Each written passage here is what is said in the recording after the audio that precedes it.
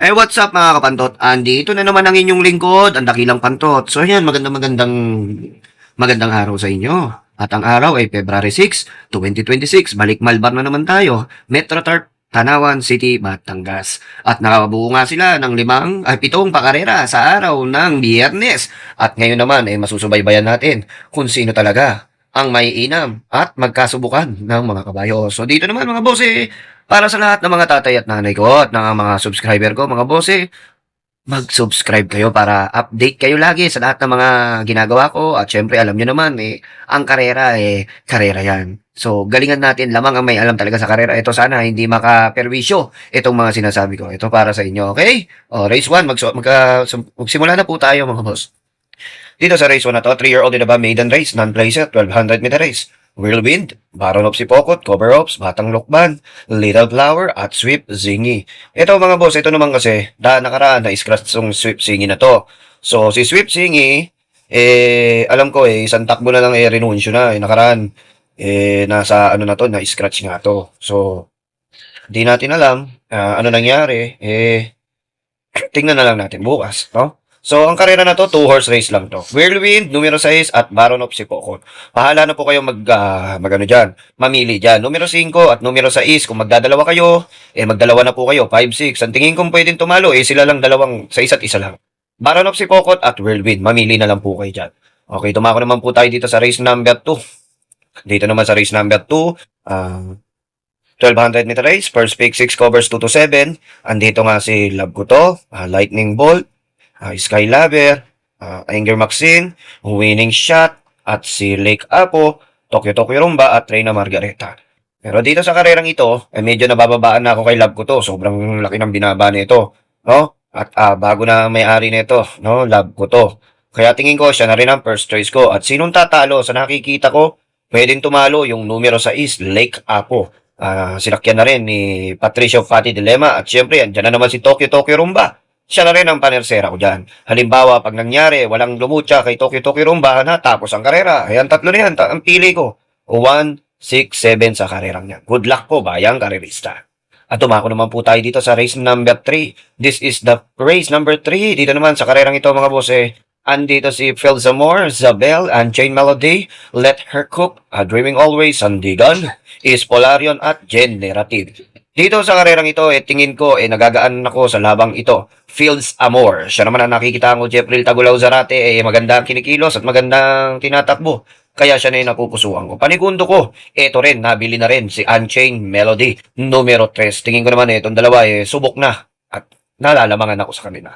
Yan dalawa na yan, Fields Amor at Unchained Melody, sa karerang yan. Bahala na po kayo magdagdag. No?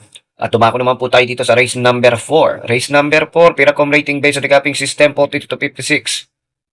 First pick 6, coming early, flywheel, 7 cycles, Dakota Elegance, Magnano, Tough Feeling, Kalangbangan Island, Golden and the Light. Dito sa karerang ito, alam ko naman sila din ang naglalaban. Pero sa karerang ito, dito ako kakampi. Sky numero 1, coming early, nagagabayan naman ni Eminem Gonzalez. At panigundo ko at sinong tatalo? Siyempre, yung numero 4, Dakota Elegance, nagagabayan naman ni Ison Bautista. At panersera ko dyan, walang iba, yung flywheel. Yan tatlo na yan, tingin ko malaki chance ang manalo sa karerang niya. 1, 4, 2, race number 4. At tumako naman po tayo dito sa race number 5. Dito sa karerang ito, 8 betting numbers. Dito, mga boss, andito si Medbase, andito si Success of Time, Ice Angel, Believe in Me, Don Pedro, Primero Soldado, Sting, Popoy, and Basha. Dahil sa 1-2 lang ang distansya, mga boss, sa ganda ng pinapakita ni Don Pedro ngayon, magkampihan lang to. No? Magkampihan lang to. Don Pedro at saka si Believe in Me, magkampihan lang isa dyan. Medbase, tingin ko makakarao si Don Pedro. Pero sa kinikilos ni Don Pedro ngayon, no reasonable doubt para matalo. Pamprimera ko, numero 5, Don Pedro.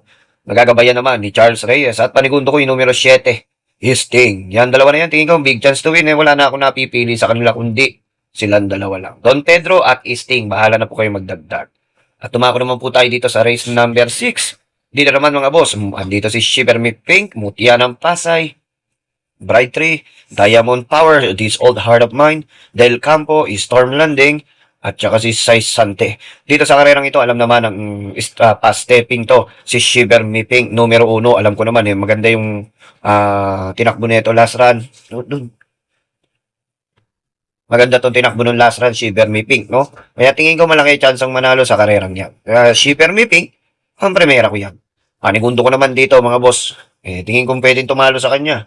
Alam naman natin kung sino pwedeng tumalo sa kanya. Kaso nga lang, ang tulin talaga ng aire. No? Wala akong nakikita medyo makikatulinan.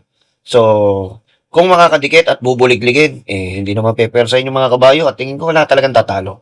Kung hindi makakasabay si Mutya ng Pasay. Pero para sa akin, solo si Shiver Mipink.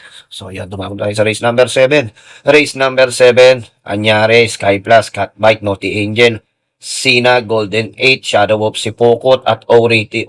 Itong kabayo na to, Oruti, siguro naman maalala ni paring Jordan Guerra magpanalo. Oruti, tingin ko meron na to. Alam niyo naman ang kabayo ni attorney dyan, ang dami. Andyan si Oruti, Sky Plus, Naughty Angel, apat yan, apat ang entry niyan. Tingin ko naman kaya manalo. Oruti. Kung magtitipid ako, siguro siya na yung susuluhin ko. Numero 8, Oruti. Kung wala akong kapital, solo. At tingin ko naman, pag may kapital naman ako, sama ko na rin yung numero 3, Catbike. Napakababa na yan at nakapagpahinga na yan.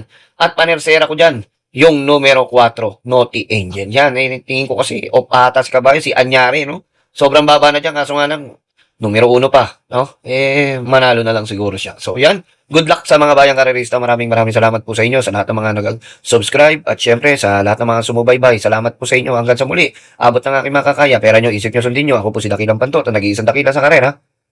Good luck and happy racing.